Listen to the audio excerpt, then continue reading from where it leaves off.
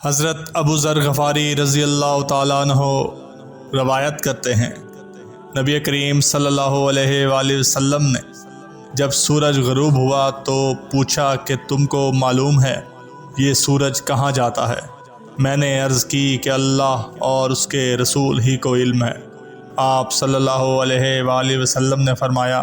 کہ یہ جاتا ہے اور عرش کے نیچے پہنچ کر پہلے سجدہ کرتا ہے، پھر دوبارہ آنے کی اجازت چاہتا ہے اور اسے اجازت دی جاتی ہے، اور وہ دن بھی قریب ہے جب یہ سجدہ کرے گا تو اس کا سجدہ قبول نہ ہوگا، اور اجازت چاہے گا لیکن اجازت نہ ملے گی،